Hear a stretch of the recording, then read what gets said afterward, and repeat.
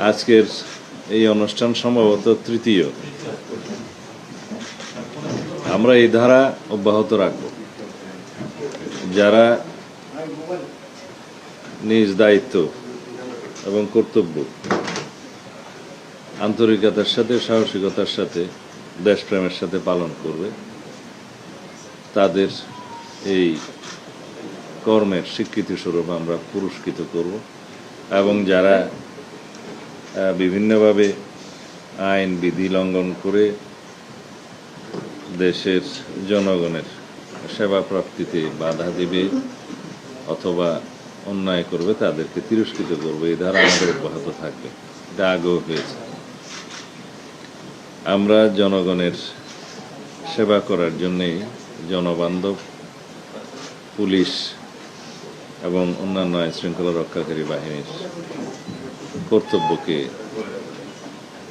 আমরা এগিয়ে নিতে চাই, তাদের কার্যক্রমকে এগিয়ে নিতে চাই, যাতে দেশের মানুষের গণ অভ্যুত্থান পরবর্তী নবপ্রত্যাশা অনুযায়ী আমাদের পুলিশ বাহিনী এটা জনবান্ধব পুলিশ বাহিনী হিসেবে স্বীকৃতি পায়।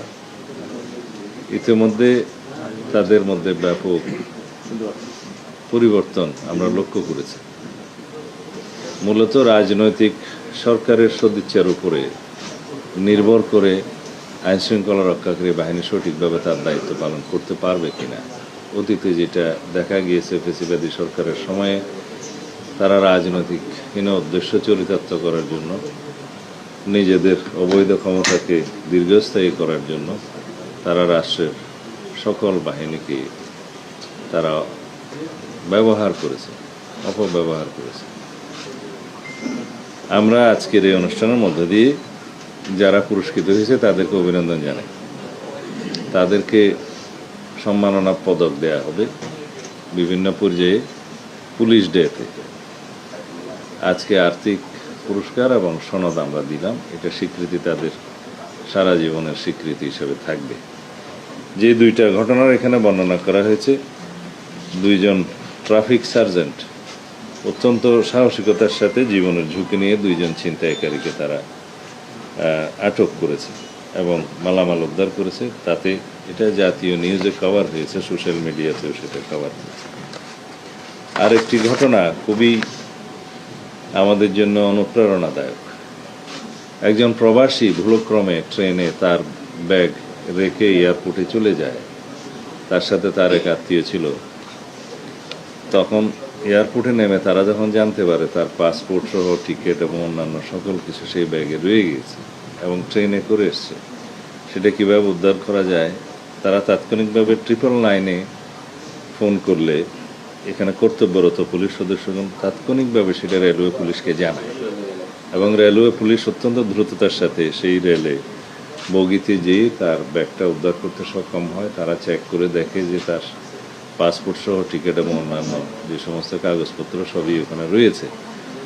তারা নিজেরা খুব দ্রুততার সাথে, তারা কোনো কিছুর লোভে নয়, অত্যন্ত একটা দেশপ্রেম এবং জনসেবার মানসিকতা নিয়ে হ্যাঁ তারা এয়ারপোর্টে পৌঁছে দিয়ে সেই যাত্রীকে বিদেশ যেতে সহায়তা করেছে। তারা অত্যন্ত কৃতজ্ঞতা প্রকাশ করেছে। এতে সন্দেহজনকভাবে একজনকে গ্রেফতারও করা হয়েছে এই ব্যাগের সাথে। পরবর্তীতে নিশ্চয়ই আইনানুগ প্রক্রিয়ায় তার ব্যবস্থা নেওয়া হয়েছে। যাই হোক, এই ঘটনাটা এটাই প্রমাণ করে যে আমাদের সাধারণ মানুষ এবং পুলিশ বাহিনী পরস্পর সম্পর্কিত এবং তাদের যে আন্তরিকতা এবং তাদের যে ইনফরমেশন ভিত্তিক যে সেবা দেওয়ার মানসিকতা, এটা আমাদের মধ্যে আছে। এটা সবসময় ছিল, কিন্তু এখন আমরা দেখতে পাচ্ছি এই মানসিকতাটা দিন দিন বৃদ্ধি পাচ্ছে। বিকজ আমরা জনগণের সরকার হিসাবে এই বিষয়গুলো উৎসাহিত করছি এবং আমাদের আইন শৃঙ্খলা রক্ষাকারী বাহিনী তারা লক্ষ্য করছে যে এই জাতীয় কর্মকাণ্ডের ফলে তারা পুরস্কৃত হবে, সনদ পাবে, স্বীকৃতি পাবে, পরিবারের সম্মান বৃদ্ধি পাবে, সমাজে সম্মান বৃদ্ধি পাবে। সুতরাং তারা উৎসাহিত হবেই। এই সমস্ত কর্মকাণ্ডে এগিয়ে আসার জন্য আমরা উৎসাহিত করতেই থাকব। আশা করি এই বিষয়গুলো আপনারা গণমাধ্যমে সুন্দরভাবে উপস্থাপন করবেন, যাতে আমাদের পুলিশ বাহিনী সহ অন্যান্য বাহিনীর সদস্যরা জনসভায় প্রবৃত্ত হয় স্বতঃস্ফূর্তভাবে, সাহসিকতার সাথে, আন্তরিকতার সাথে। ধন্যবাদ আপনাদের সবাই। তখন কিন্তু পুলিশ পদক দেয়া হয়নি, এইটার অগ্রগতি সম্পর্কে জানতে চাচ্ছিলাম যে দেয়া হয়েছে না কেন?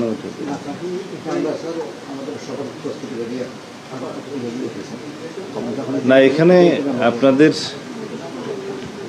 ইনফরমেশনের জন্য জানি, পুলিশ পদক প্রদানের যে তালিকাটা খুব তাড়াহুড়োর সাথে করা হয়েছে। তা আমরা সেই তালিকাটা চেক করতে গিয়ে দেখি কিছু ত্রুটি ধরা পড়েছে, দুই এক ক্ষেত্রে হয়তো কিছু অনিয়ম ধরা পড়েছে। সেগুলো যাচাই বাছাই করে সেটা বিশুদ্ধ করে এখন দেওয়ার ব্যবস্থা হবে। এটা সম্ভবত আমার কাছে পেন্ডিং, আমি আজকে জানতে পারলাম, নাকি আমার কাছে পেন্ডিং আছে মন্ত্রণালয়। এটা খুব দ্রুততার সাথে সম্পন্ন করে আমরা পদক প্রদান করব।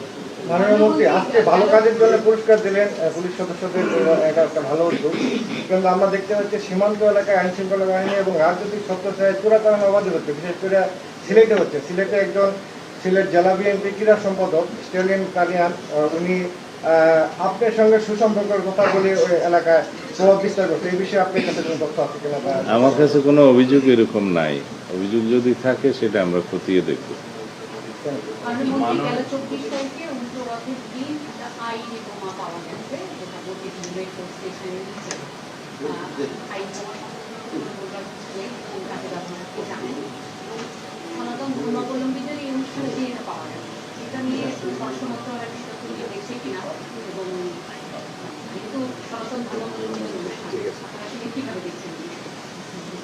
বিষয়টা আপনি যেভাবে দেখছেন আমরা সেভাবে দেখছি না। কারণ সনাতন ধর্মাবলম্বীদের যে অনুষ্ঠান, রথযাত্রা এবং উল্টো রথ, দুটোই যাতে খুব সুচারুরূপে সম্পন্ন হয়, কোনো রকমের কোনো বিশৃঙ্খলা না হয়, সেই জন্য আমরা সকল সংস্থা, আইন প্রয়োগকারী সংস্থা সহ আমরা সমন্বিতভাবে কাজ করেছি। সরকারের গোয়েন্দা সংস্থাগুলো সমন্বিতভাবে কাজ করেছে।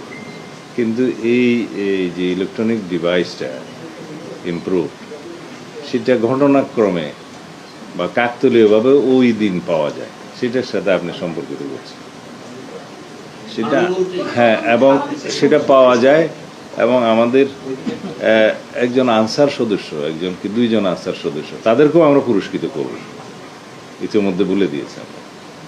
সদস্যটা লক্ষ্য করে যে এরকম একটা ছাতার মধ্যে জিনিস পিলারের নিচে আছে এই মেট্রো রেলের, তখন তারা পুলিশ সদস্যদের জানায় কর্মরত, তারা সেটা বেষ্টনে দিয়ে রাখে এবং আমাদের বোম ডিসপোজাল ইউনিট গিয়ে সেটা ডিসপোজ অফ করে।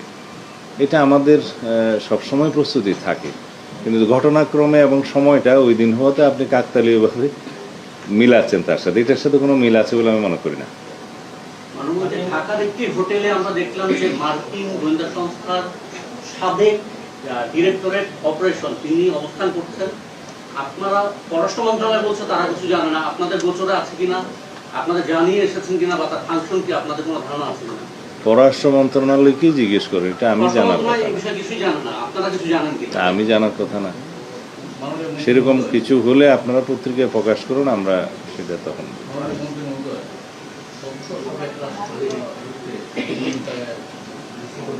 এই তো আসছে আসল ঘটনা।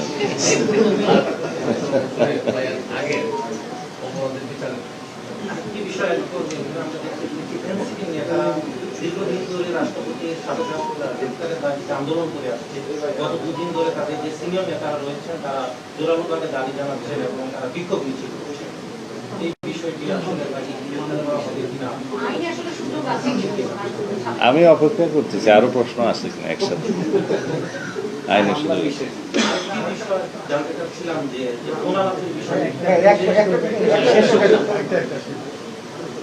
এরপরও আছে না সবাই? তোমার নাই? আচ্ছা, আমাদের মহামান্য রাষ্ট্রপতি পদত্যাগ করেছেন শারীরিক কারণে, তার পদত্যাগ পত্রে বিস্তারিত উল্লেখ করেছেন।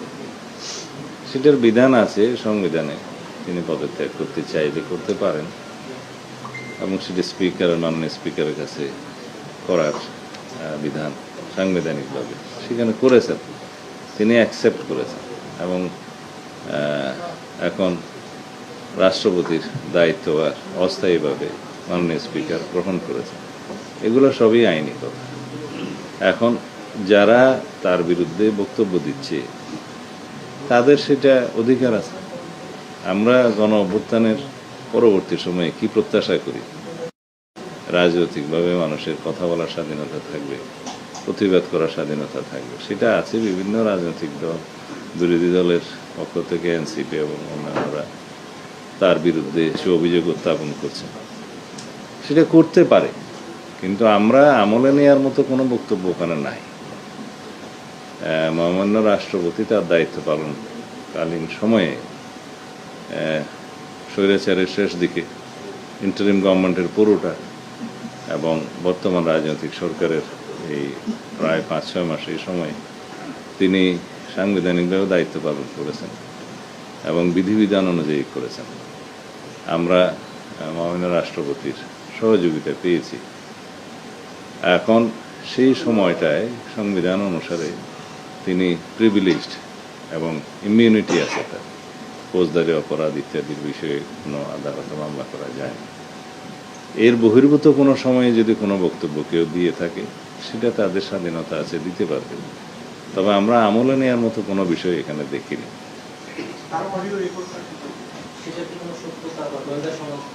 কোনটা? এটা আমরা পত্রিকায় দেখেছি। কোনো পত্রিকা এরকম একটা নিউজ দিল, তার কাছে কি তথ্য প্রমাণ আছে তাকে জিজ্ঞেস করতে হয়। আমাদের কাছে সেরকম কোনো তথ্য নেই। আর কথা বলার জন্য লন্ডন যেতে হয় নাকি? আজকালকার ইন্টারনেটের দুনিয়ায় লন্ডন যেয়ে কারোর সাথে কথা বলতে হয় না, তো এটা আমার কাছে অলিক মনে হয়। কথা বলতে চাইলে তো এখান থেকেও বলা যায়। 3 বছর 3 মাস রাষ্ট্রপতি ছিলেন। এর আগে উনি দুদক এবং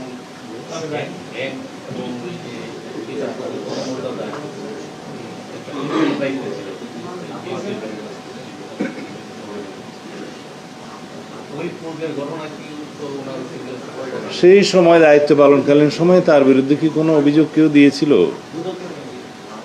না, দিয়ে থাকলে সেটা তখনকার সময়ে যদি কোনো কিছু রেকর্ড করে থাকে সেটা তখনকার বিষয়, সেটা বিধিবিধান অনুসারে চলবে, আইন অনুসারে চলবে।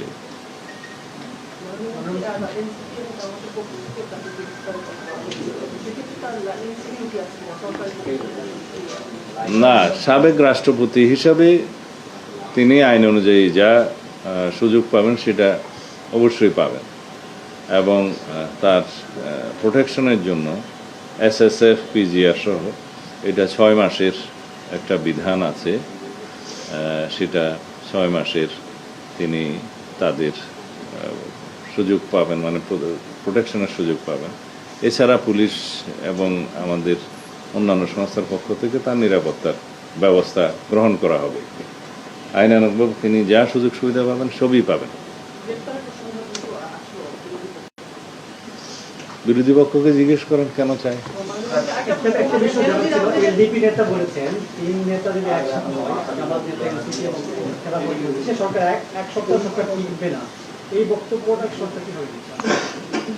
ওনার বক্তব্য 1 সপ্তাহ পরে আর কি দেয় অপেক্ষা করি, এখন 1 সপ্তাহ পরে টিকবে না।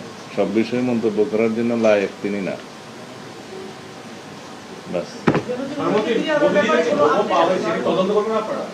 হ্যাঁ, তদন্ত হচ্ছে। হ্যাঁ, আপনারা জানেন যে আমরা জোর প্রচেষ্টা চালিয়ে যাচ্ছি। তারা আবার কিছু তথ্য জানতে চেয়েছেন, সেই তথ্যগুলো আমরা পাঠাচ্ছি। না, সেটা তা নয়। প্রথমবার তারা 30 দিনের ভিতরে যে কাগজপত্র চেয়েছিল আমরা 3 দিনের ভিতরে পাঠিয়েছি, সেটা ওখানে শেষ। এরপরে তাদের রয়্যাল কোর্ট, যেটা UAE, তারা আদালত থেকে আর কয়েকটা বিষয় জানতে চেয়েছেন, সেই রিপ্লাইগুলো আমরা দিচ্ছি, 2-1 দিনের ভিতরে যাবে।